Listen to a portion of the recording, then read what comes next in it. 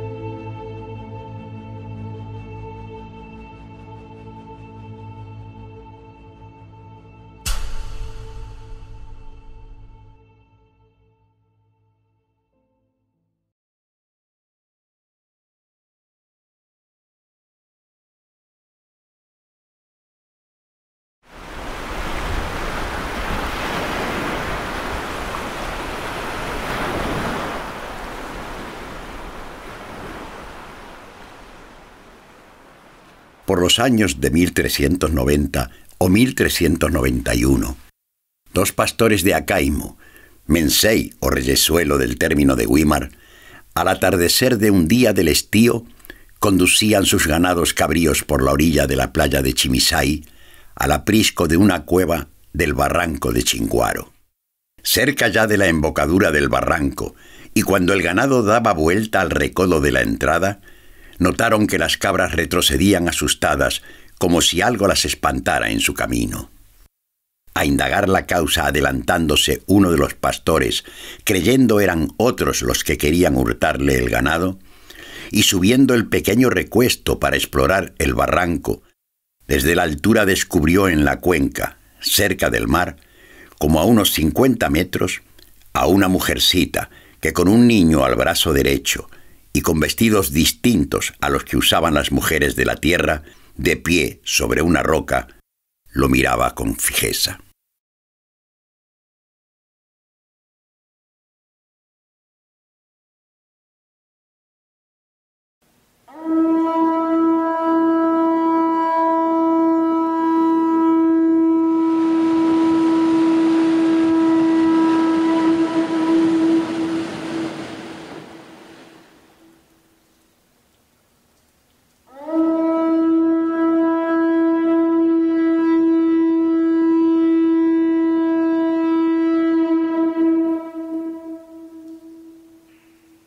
Según las teorías más arraigadas y apoyadas por la mayoría de los investigadores actuales, la Virgen de Candelaria apareció en la playa de Chimisay, hoy día Playa del Socorro, en lo que es el municipio de Güímar, pero que antiguamente formaba parte del menceyato de Güímar, que era toda esta comarca.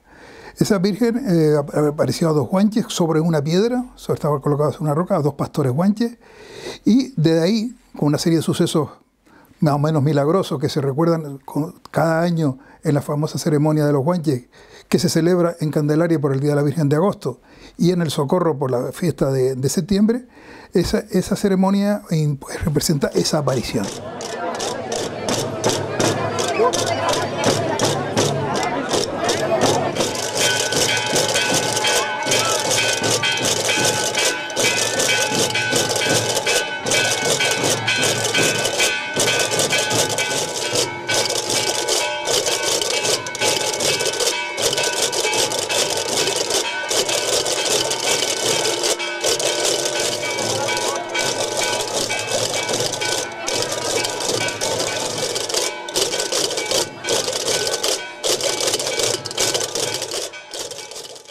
La Virgen fue llevada a la cueva de Chinguaro, que era la cueva de invierno del Mensei Acaimo, porque en verano tenía otra cueva en la parte alta del municipio de Güímar.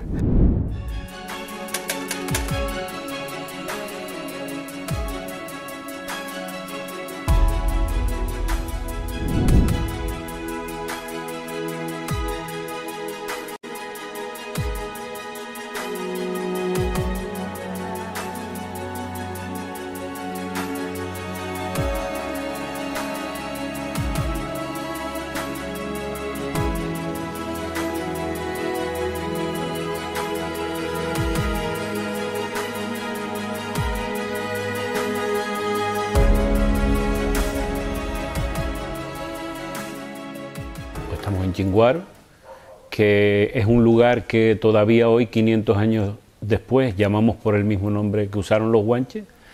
La palabra significa los barranquillos y es el lugar donde en los inviernos vivían los menceyes de Güímar. Nosotros sabemos dos nombres de los menceyes de Güímar, son Acaimo y Añaterbo, que son hijo y padre, y son el lugar y ellos son protagonistas principales de la historia de la Virgen de Candelaria. En este lugar ellos custodiaron la Virgen que habían encontrado en las playas de Chimisay mucho tiempo. Según Fray Alonso de Espinosa, que es el primer cronista de la historia de Candelaria, estuvieron muchas décadas, aunque según los historiadores el tiempo fue más corto. Sea como fuera, aquí también fue el lugar donde Antón Guanche, un joven converso que los castellanos habían adoctrinado en la isla de Lanzarote y probablemente enviado aquí ante su mensei, explicó con una frase que es una sentencia que es muy importante, el significado de la Virgen María. La frase tiene una doble importancia, por una parte es de las pocas expresiones guanches que conservamos y por otra, sobre todo para los católicos, es la primera vez que en estas tierras se habla de la Virgen María, ¿no? La frase está escrita en esta puerta que está aquí, es Ajmayé Guayajerás Achorón Achamán, que quiere decir, esta es la madre del sustentador del cielo y la tierra.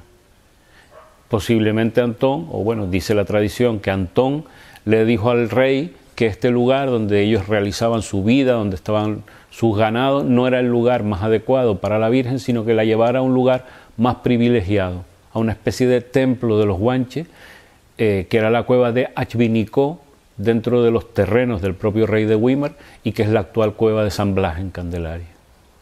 Sea como fuere, los tres traslados, las tres ubicaciones de la Virgen, Chimisay, Chinguaro y Achvinicó, dieron lugar a tres lugares de culto donde la Virgen se llama por distinto nombre. El lugar donde se quedó la Virgen para siempre, Candelaria, el lugar donde apareció con una fiesta mestiza, que es el origen del Socorro, y un tercer lugar mucho menos conocido, que es este de Chinguaro, que a pesar de que sigue siendo relativamente poco conocido, pues tiene y ha tenido su fiesta anual en febrero y ha sido visitado durante cientos de años por visitantes ilustres como Sabino Bertelot, que dejó esta ilustración que está detrás de mí.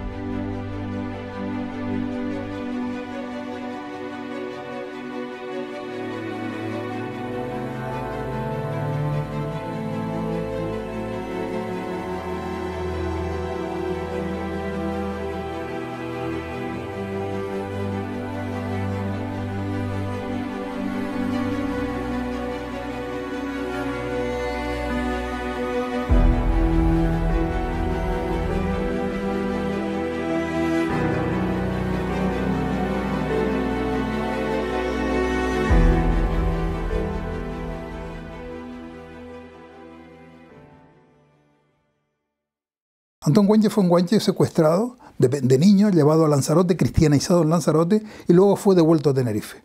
Cuando volvió a su isla, los guanches le enseñaron lo que había ocurrido durante su desaparición, durante su ausencia, que era la aparición de esa imagen.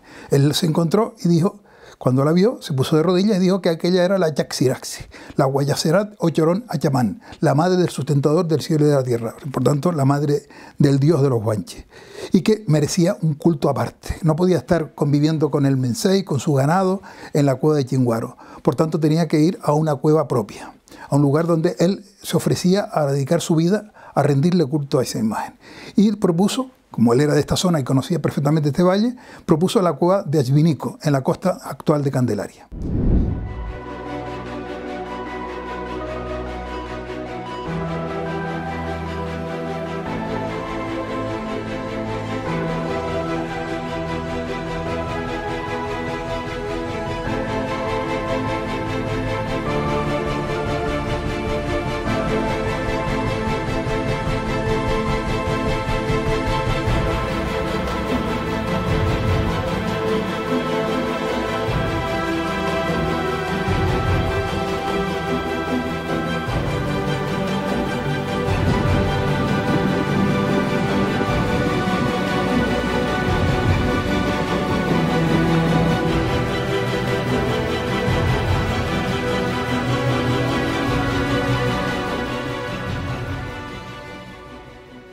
se vino él, acompañado por los guanches, depositaron a la imagen y una serie de guanches lo acompañaron el resto de su vida. Y ahí surgió el pueblo de Candelarias. En torno a esa gruta, en torno a Antón Guanche y a la Virgen, surgió el pueblo que lleva el nombre de la imagen. Además se le concedió un ganado para que con ese ganado, con esa renta, poder vivir los guanches en el Valle de Igueste. Ahí estuvo a cargo de un guanche que se llamaba Napay Guayerbe, que cuidaba ese ganado de la Virgen.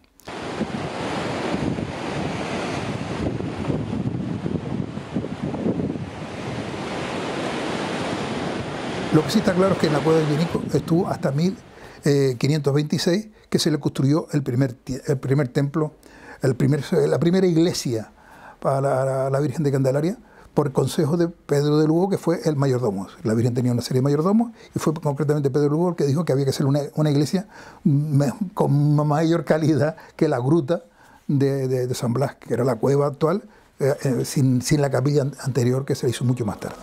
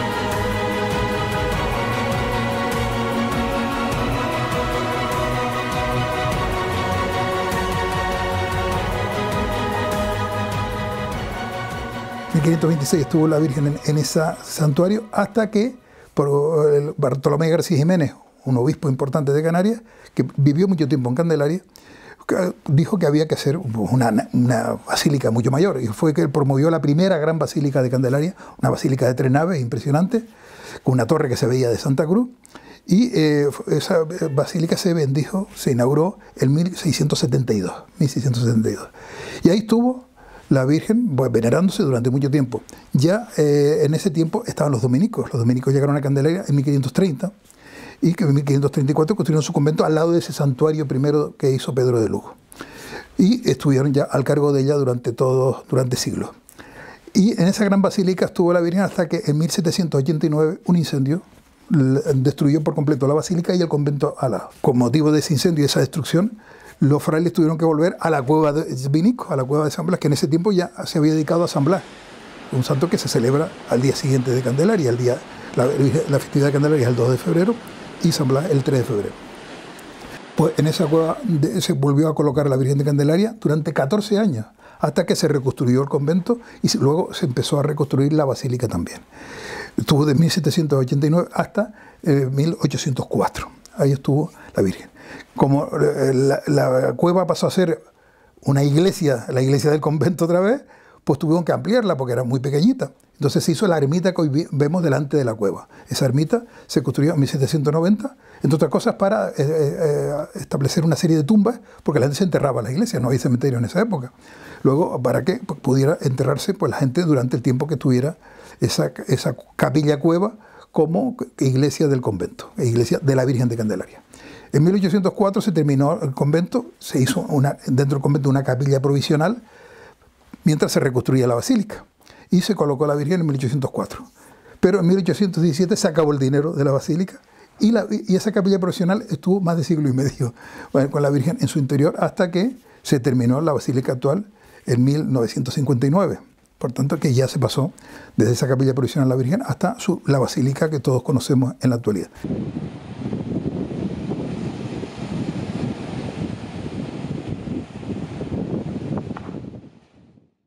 esa primera imagen, aunque hay unas teorías que dicen que hubo otra imagen anterior, esa imagen de la Virgen de Candelaria, que tenía una serie de letras de interpretación también que ha sido un poco conflictiva. Unos dicen que eran en letras en latín, que eran una serie de oraciones, y otros dicen que era una traducción del guanche para mentalizar y convencer desde el punto de vista religioso a los aborígenes. Esa imagen desapareció en un aluvión, un temporal, el temporal más grande que ha existido en Tenerife en todos los tiempos, registrado, que durante días del 7 al 8 de noviembre de 1826 se llevó por delante muchísimas cosas. En Candelaria había un muro que es una especie de presa en el barranco que desemboca en la basílica, que desemboca en la actual basílica, y esa presa se rompió. Ese muro, que lo llaman el encajonado, se rompió con el arrastre del agua que venía de la cumbre. Al romperse esa agua, el agua salió de manera incontrolada hacia abajo. Entró por la inacabada basílica, si tengamos en cuenta que en ese momento todavía no estaba la basílica hecha, sino los muros nada más. Entró el agua por ahí, habían dejado la puerta abierta que comunicaba esos muros de la basílica con la capilla provisional dentro del convento donde estaba la Virgen, y el agua entró a tropel dentro de la capilla, rompió el muro del fondo y se llevó al mar pues, el retablo, por donde estaba la Virgen, y la propia imagen de la Virgen. Y luego se llevó el castillo que estaba detrás, el castillo de San Pedro, que se había construido para custodiar y proteger el santuario y la propia Virgen. Ese castillo se hundió en el mar con el cabo, la mujer y los 6 hijos que vivían en su interior, tocando la campana desesperadamente, pero había un río de agua que impedía que la gente de Candelaria llegara hasta donde estaba ese castillo y salvara a los vecinos. Desaparecieron y murieron en el mar. Y desapareció la imagen. La imagen quedó en el mar.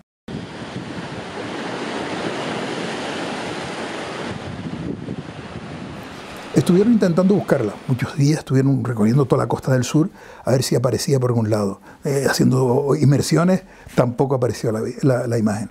Entonces se optó por intentar traer lo que había. Había una copia de esa imagen que había hecho el conde de la Gomera, que era a su vez marqués de Adeje, que era patrono general de la Orden Dominica en Canarias. Y él, como patrono general, quería tener una copia de esa imagen. Hizo una copia muy parecida, no era exacta, pero muy parecida a la imagen original de la Virgen. Y se la llevó a la iglesia de Adeje, a la iglesia de Santa Úrsula de Adeje. Cuando desapareció la imagen original, los Candelaria, los dominicos que estaban al cuidado de ella, dijeron que se trajera esa copia, que era lo más parecido, y si desapareció la original, lo más parecida era la copia que estaba en Adeje. Pero el pueblo de Adeje se negó. El pueblo de Adeje se negó a que esa imagen, que había estado allí y hacía mucho tiempo, pues se viniera para Candelaria. Entonces la segunda opción era traerse la imagen de la Virgen del Socorro que estaba en Güímar, que era una imagen diferente, pero que representaba el lugar donde apareció la Virgen de Candelaria. Y entonces pues los guimareros cercaron la ermita y se negaron a que viniera esa imagen para Candelaria.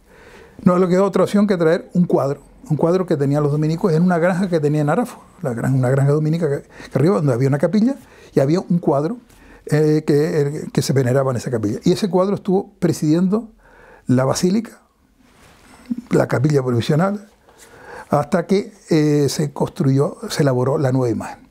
Unos dicen que 2 años, otros dicen que 4, pero estuvo a partir de 1826, un par de años como mínimo, estuvo ese cuadro presidiendo la capilla provisional, y por tanto las fiestas de esos años, el cuadro era presidido por ese cuadro, que se conserva. Ha sido restaurado recientemente y se conserva en la basílica actual. Bien, luego se elaboró la imagen que todos conocemos de ese prestigioso escultor de la Orotava, que era Fernando Esteves del Sacramento. Inicialmente era una imagen de vestir, la cabeza, las manos y el niño, y luego ya otro imaginero de la Orotava, Ezequiel de León Domínguez, elaboró el resto del cuerpo mucho más recientemente.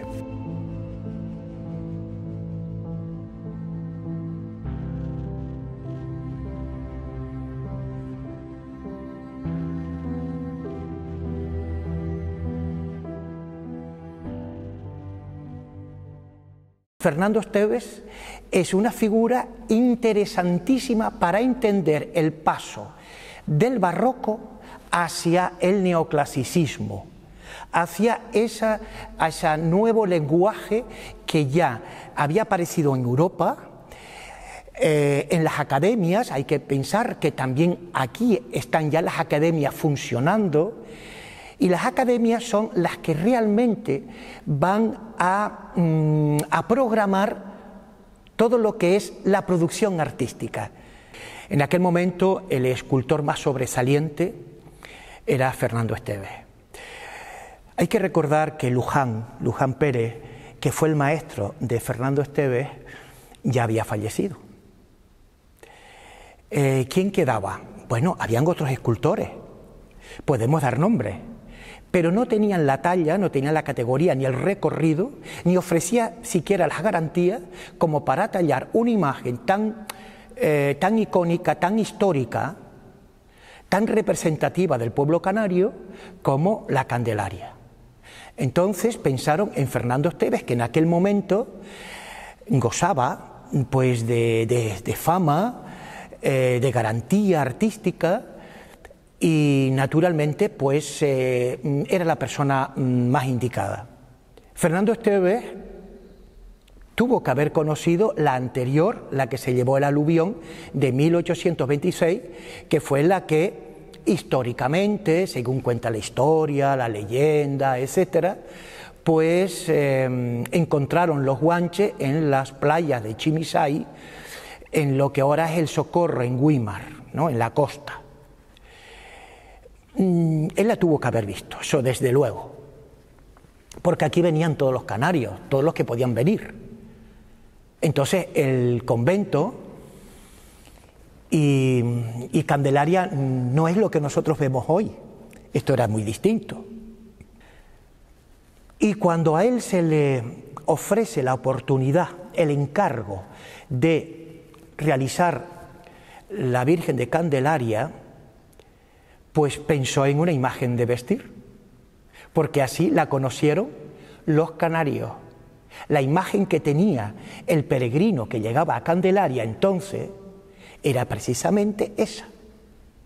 No la conoció tal como la encontraron los guanches, la imagen desvestida, de talla completa, que era muy bonita, así no la conocieron.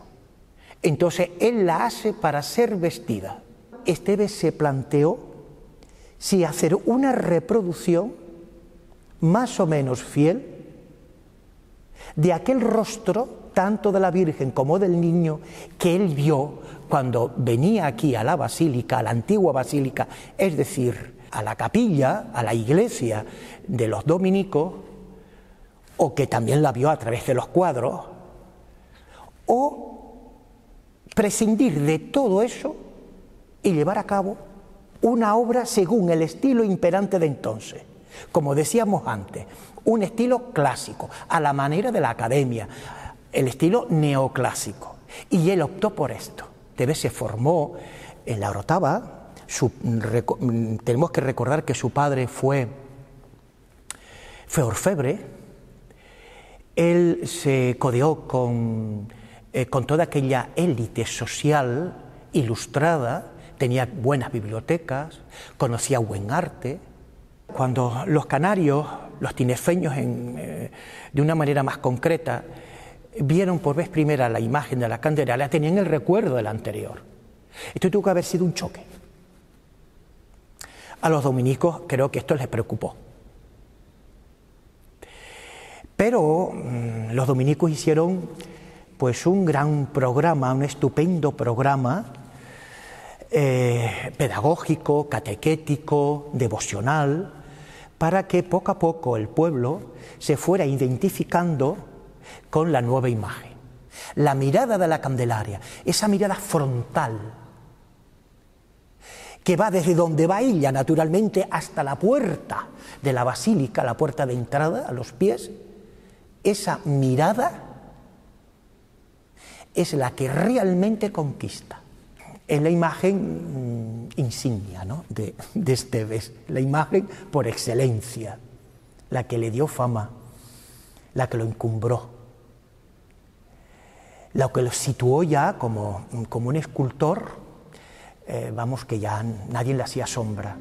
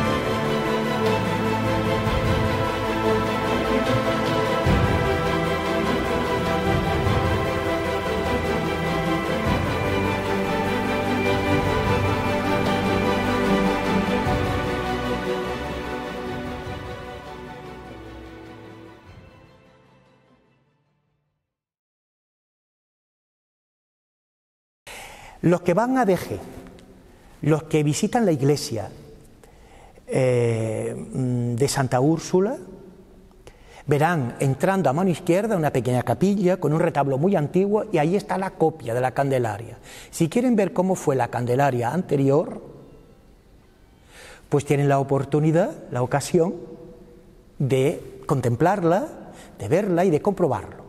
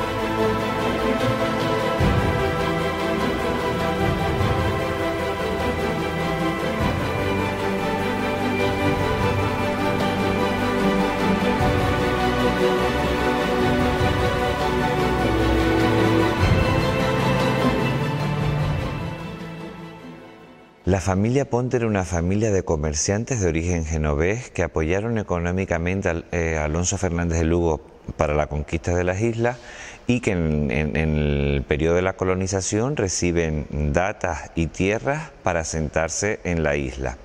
El primero de la familia Ponte que se establece en Tenerife, en Adeje concretamente, será Pedro de Ponte, quien funde en 1556 la Casa Fuerte y el edificio en el que nos encontramos, la ermita de Santa Úrsula. También reconstruye la ermita de la Encarnación en la zona de la Enramada.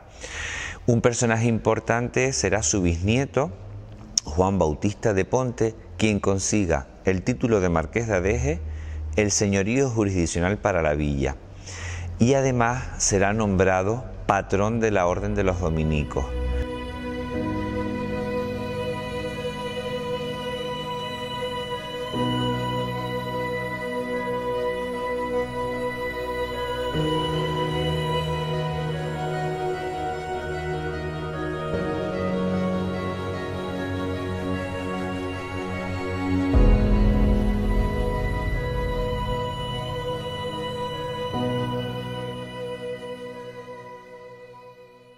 La familia Ponte, en tanto que eran patronos de la Orden de los Dominicos, pues hay mucha documentación interesante y obras de arte que han sido testigos de esa vinculación. Por ejemplo, existe en el batisterio de la iglesia un cuadro de la Virgen del Rosario que, según Carlos Rodríguez Morales, fue un regalo que los dominicos hicieron a los patronos a la familia Ponte como patronos en una especie de liturgia que se llamaban horas, que se celebraban, digamos que el término no sería una asamblea, pero podremos entenderlo como una reunión anual en el que se honraba a los patronos y además no solo se le agradecía su patronazgo y mecenazgo en cuanto al apoyo a la orden religiosa, sino que se le regalaban pues cuadros como ese cuadro del Rosario del que Carlos Rodríguez Morales, el historiador, ha hecho un estudio significativo. O también hay un relato de cómo cuando Juan Bautista de Ponte llega de la corte, llega de la península tras recibir el título del marquesado y el señorío jurisdiccional, y ya había sido nombrado patrono, pues va a Candelaria y le regala un broche de oro y esmeraldas a la Virgen en agradecimiento a haber sido la intermediaria con la corte para que él consiguiera pues sus objetivos.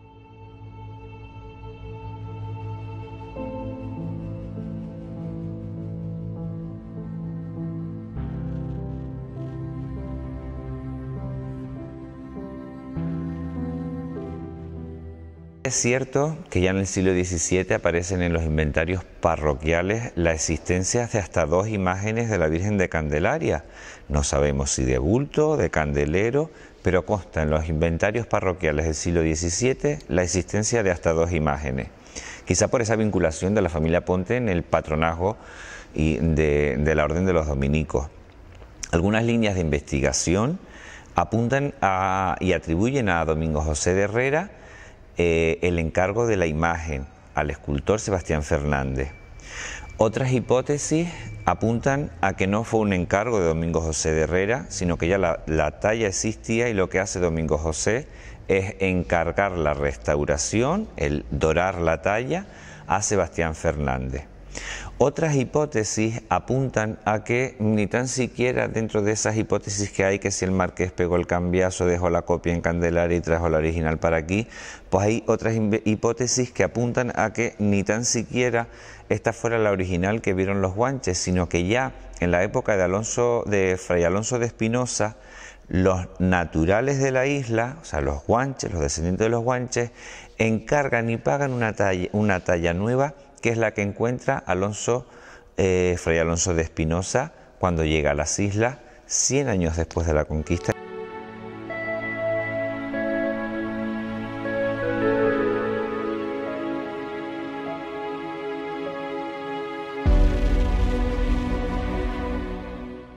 Es curioso que el profesor Alfonso Trujillo cataloga este retablo, un retablo renacentista, y él dice que el retablo se encontraba en Candelaria y que a mediados del siglo XVII los marqueses, como patronos, lo traen para la villa, ya que en Candelaria se había encargado uno nuevo. Por lo tanto, este es un retablo que vino de Candelaria y vino a parar aquí en Adeje.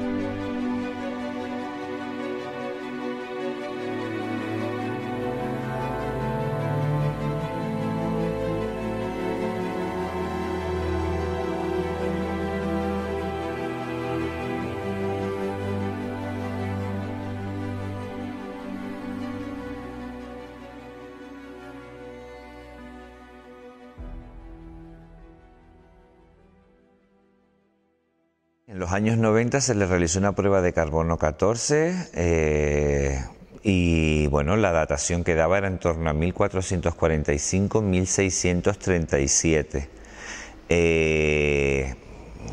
Bueno, es un dato científico objetivo y bueno, habrá que interpretarlo dentro de la investigación historiográfica porque bueno, la Virgen aparece años antes o años después y bueno, tampoco aclaró mucho esa prueba de carbono 14 en cuanto a su datación cronológica exacta.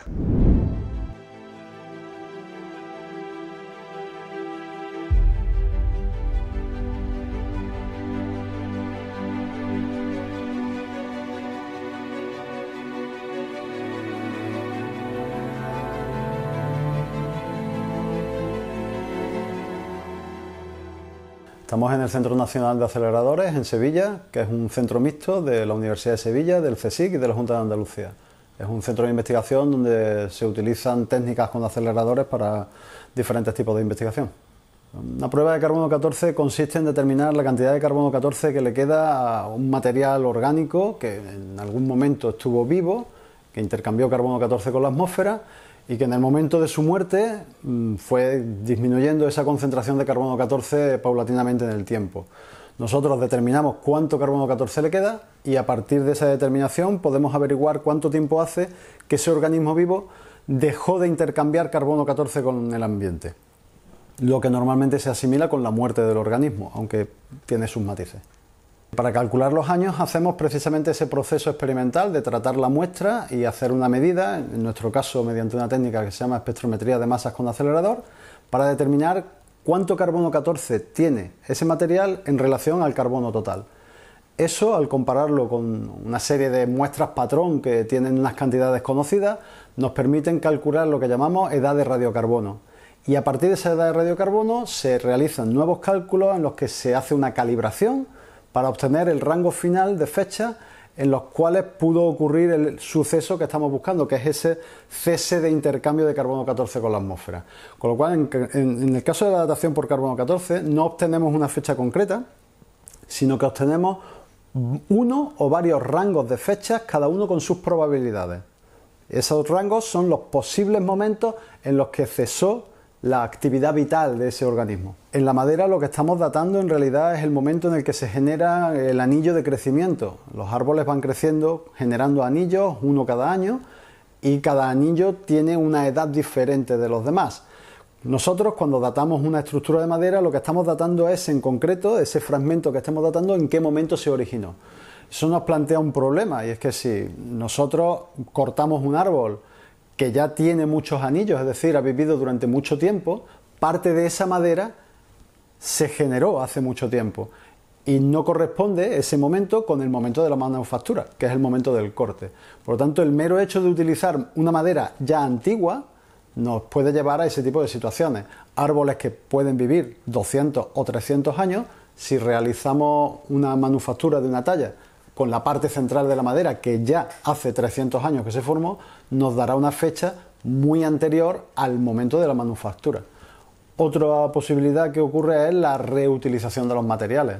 En muchas ocasiones, sobre todo en el pasado, en el que los materiales eran mucho más escasos o difíciles de conseguir, se reutilizaban maderas que podían haber formado parte de estructuras de construcción y a partir de vigas, por ejemplo, de una construcción, realizar una talla de madera porque esa construcción se hubiera derruido o se hubiera destruido por la razón que fuere. En ese caso, la manufactura, lógicamente, no corresponde con el momento en el que se generó la madera, porque esa madera llevaba cortada ya mucho tiempo. Son posibilidades que la fecha de radiocarbono o la investigación en la datación de radiocarbono no nos puede discriminar, porque el dato que nos da es sencillamente cuándo se generó ese fragmento de madera. En un informe típico de datación por radiocarbono lo que vemos son fundamentalmente dos datos. Uno que es el dato obtenido directamente del experimento. Es lo que llamamos edad de radiocarbono y es un cálculo que está sujeto a unas condiciones estrictas. Tiene una definición muy particular y, como todo resultado científico, se expresa con un valor y un error. Siempre como más menos algo. Es el valor que hayamos obtenido en el experimento más menos lo que sea, que nos da una idea de qué incertidumbre tenemos en el resultado experimental. En el caso del radiocarbono, esa edad, en el que se mide en años BP, no es una edad real. Está sujeta a una serie de convenios definidos perfectamente en la datación por radiocarbono y tenemos que transformarla posteriormente a una edad cronológica, una edad la que hablamos comúnmente en el idioma cotidiano.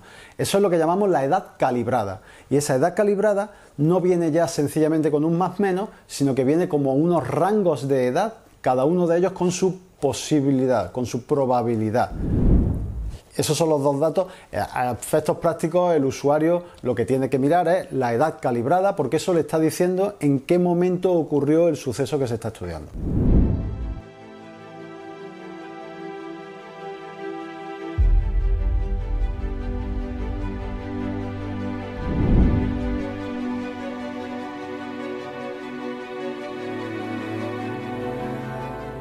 La imagen de la Candelaria de Adeje sería la tercera de las imágenes que ha estado al culto en el templo, pues desde el siglo XVI y a lo largo del XVII se constatan la presencia de dos imágenes, incluso al culto a la vez, y una vez desaparecida una de esas imágenes, incluso llega a estar al culto la Virgen de la Encarnación para celebrar la fiesta de la Candelaria, vistiéndola de encarnación, de Candelaria o de purificación, poniéndole una vela en la mano, etcétera. Incluso en una de esas festividades es cuando se produce uno de los célebres milagros de la Virgen de la Encarnación, que se recogen en 1745, con lo que quiere decir que coincide con la época en que se está utilizando la imagen como candelaria.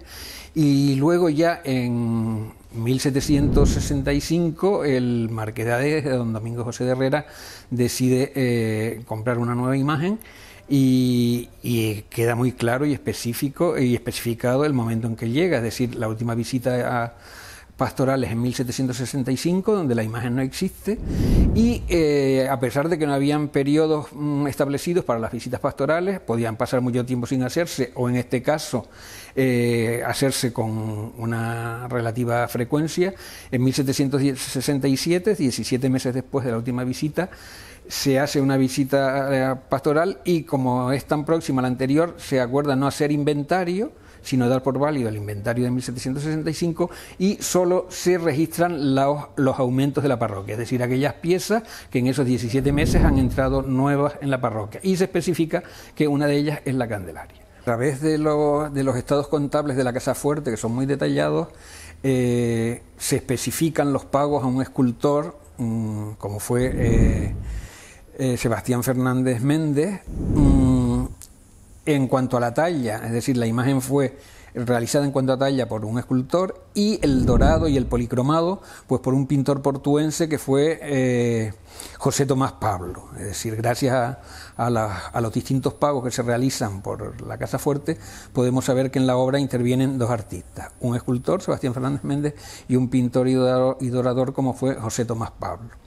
Y también gracias a los estados contables de la Casa Fuerte, pues se sabe incluso la fecha de la llegada de las imágenes, pues gracias a lo que se le paga al barquero por traer las imágenes, se sabe que llegan a Adeje en agosto de 1766. La prueba de carbono 14 data la madera, es decir, la materia prima con la que fue hecha la escultura, pero eso no quiere decir que la escultura fuese hecha en ese periodo. Es decir, si hiciésemos pruebas en cualquier elemento arquitectónico de Canarias sobre cualquiera de sus vigas, daría una datación mucho más antigua que la del edificio, por ejemplo. Es decir, se está datando la materia con la que se hizo la imagen. Y el árbol podría haber sido, pues, centenario y muy viejo, claro.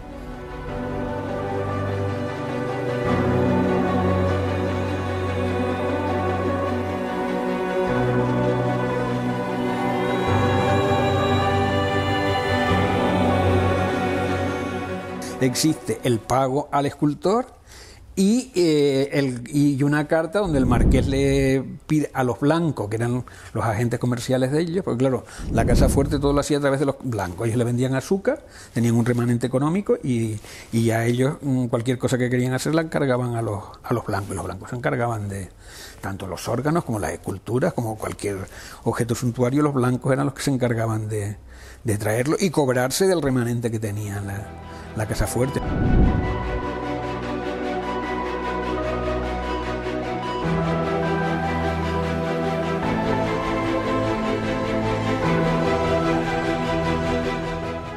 Estamos en El Socorro, en la costa de Güímar, donde según la tradición apareció la Virgen de Candelaria a los Guanches. Es interesante fijarse en el concepto aparecer, porque evidentemente es un concepto religioso. Esta aparición se funda, tanto el lugar como la fecha en que se supone que tuvo lugar, en las crónicas de un monje dominico que se llamaba Fray Alonso de Espinosa, que es el que sitúa en este preciso lugar la aparición de la Virgen de Candelaria, y según él, por supuesto, en una aparición religiosa, la trajeron los ángeles desde el cielo y la depositaron pues por aquí.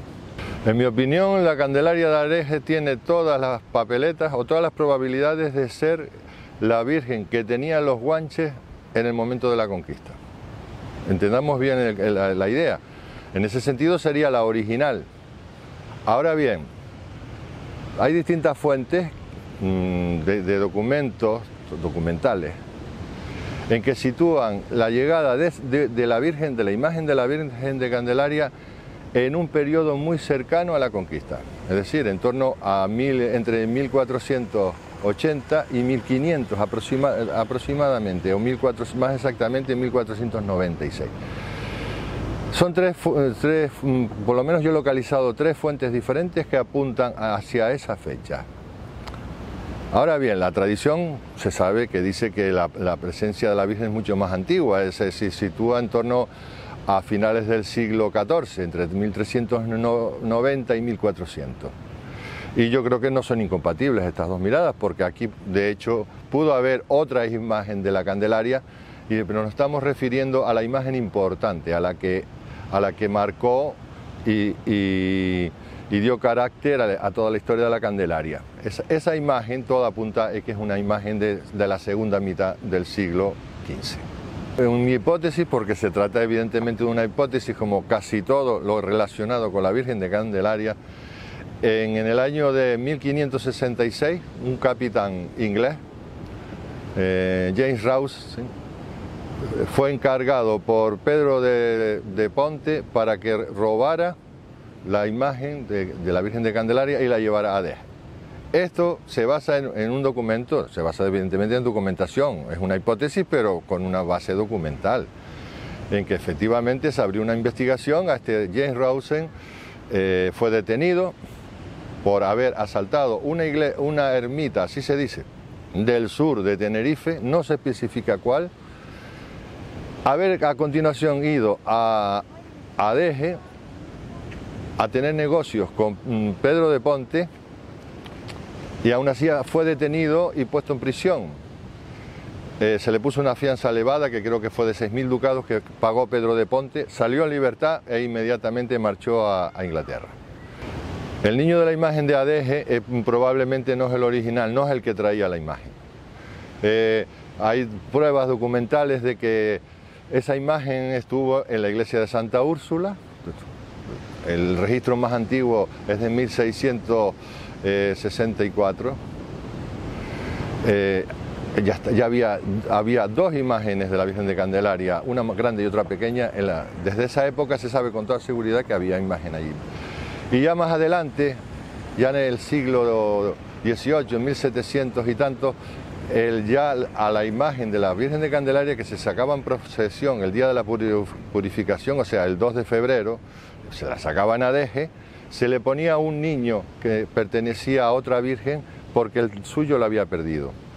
Entonces, ese se repuso muy probablemente en 1765 por encargo del marqués de Adeje, Domingo de Herrera. A mí me parece muy importante que la imagen de Adeje se haya datado, me parece muy importante, y el trabajo que fue hecho en el Instituto Rocasolano del Centro Superior de Investigaciones Científicas utilizó una técnica que se llama técnica de abanico o de amplio espectro. Es decir, ellos llegaron a la conclusión de que esa talla, o más exactamente la madera con la que se hizo, fue cortada entre 1445 y 1637, perdón. Es un abanico muy amplio. Eso es una manera de presentar los datos del carbono 14 para asegurar prácticamente al 100% que son válidos.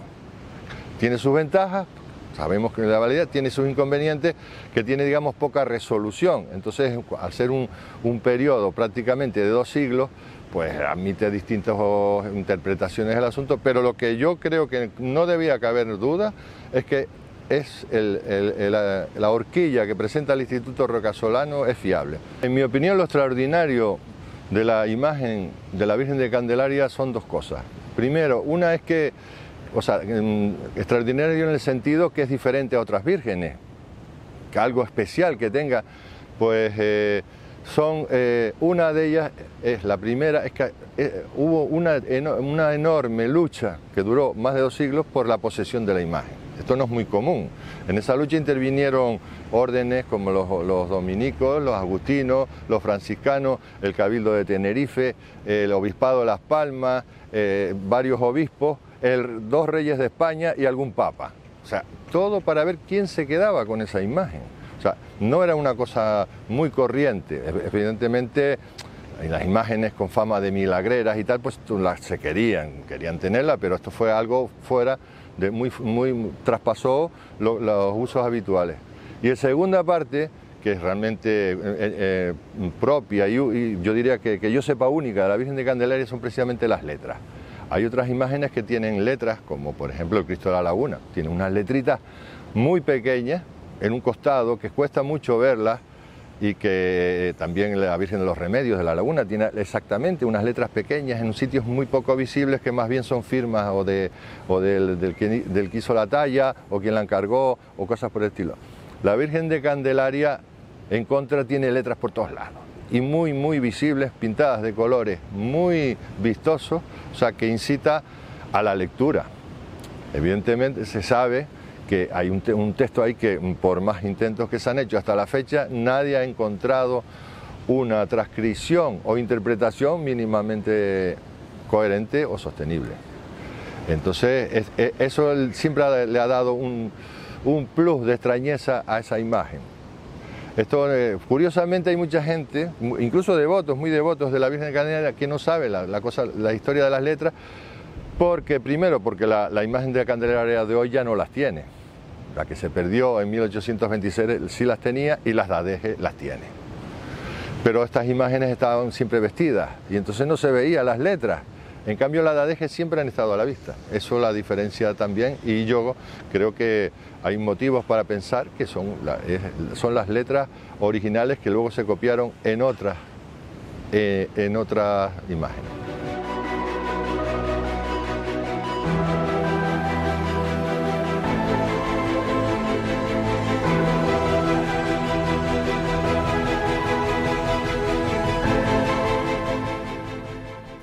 Apareció, no de manera milagrosa, apareció porque fue dejada allí, a propósito. Según yo considero, fue dejada por los frailes franciscanos que estaban evangelizando en la zona. Tengamos en cuenta de que la isla más difícil de conquistar fue Tenerife. Se buscaron todo tipo de formas para poder hacerse con la isla.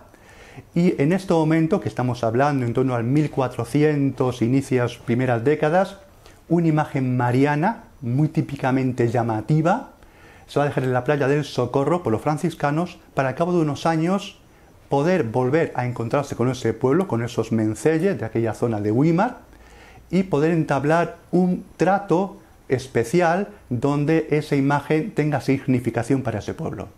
La Virgen de Candelaria, tal y como la vemos, no es una talla al uso.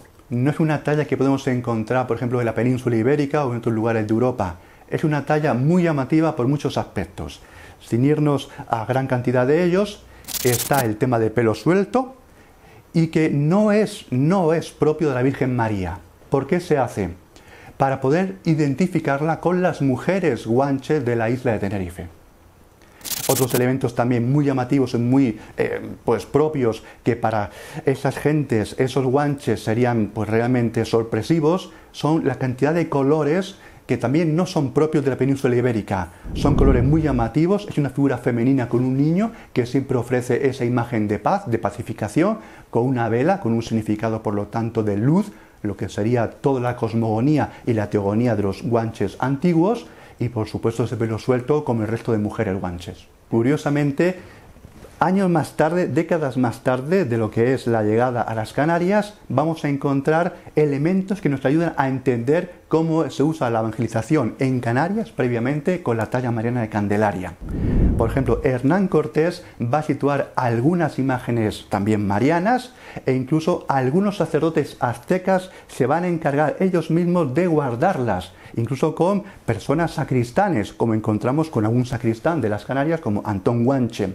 Incluso Pedro de Valdivia también tenemos que los frailes que les acompañan, mercedarios, agustinos, franciscanos, dominicos, también llevan imágenes marianas.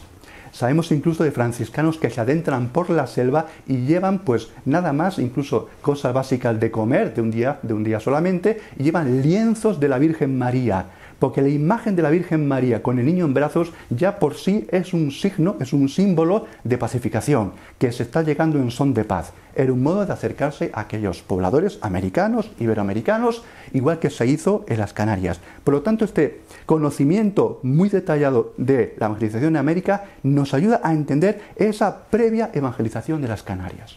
La letra de la imagen tiene un significado netamente mariano. También trata de aspectos propios de la tierra, de la ética, del comportamiento de aquella gente. pero tiene unos elementos, algunas frases, por ejemplo en el cuello, por ejemplo en el cinturón, que hacen referencia a lo que es el Ave María.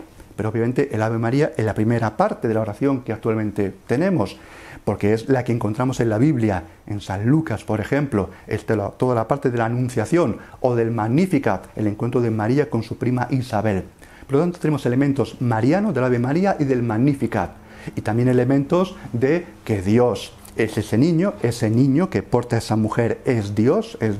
También se habla de los frutos de la tierra, se habla de la luz que también es Dios, la importancia de la teología, de la teogonía, de la cosmogonía de los pueblos guanches, para hacerles entender que esas letras que aquellos franciscanos con simbología latina expresaron, realmente fonéticamente están hablando de un lenguaje proto-bereber, insular amazigh, proto-bereber, que está hablándoles realmente de sus dioses, para que realmente entiendan que Jesucristo, el Hijo de Dios, esa mujer, la Chaxirasi, es la Virgen María, y por lo tanto están en línea y en conjunción con todas sus creencias.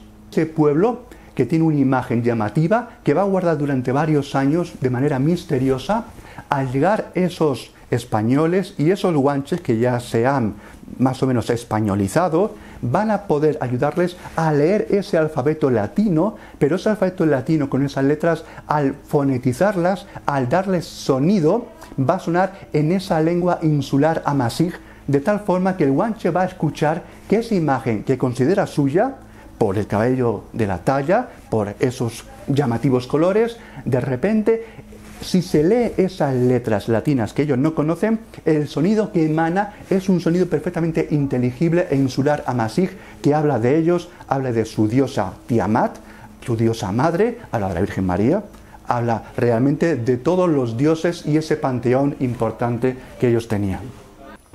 El significado de las letras del cuello es: Dios Padre ha encontrado en mí, la Virgen, gracia. Y en el cinturón lo que dice es: bendita tú eres entre todas las mujeres. En el resto de elementos ya del manto, como en la orla de la saya o detrás del manto, dice: te pedimos, protege el territorio. El niño, es el autor y dueño que hace germinar y crecer los campos. Dichoso quien a encuentra. Propone dar autoridad a los buenos frente a los orgullosos. ¿Quién hay por encima de él? Sobre el terror triunfo. El niño hijo es igual al Padre Dios. Levanta al humilde y derroca al malvado. Ha engendrado al que conduce hacia la victoria, la salvación. O esta, es confuso, es quien me ilumina completamente. Este es hijo nacido del Omnipotente. Ella es casa construida sobre la roca. Venga de inmediato nuestra salvación. Eres como luna resplandeciente. Del enemigo, el maligno, líbranos. Tu sabiduría es perfecta. Eres madre que protege ante los fracasos y el miedo. Que, como vemos, son elementos también recogidos de la salutación del Ave María y también de la oración del Magnificat, con otros elementos que efectivamente son muy propiamente marianos y franciscanos, típicos de la evangelización pues, de estos siglos.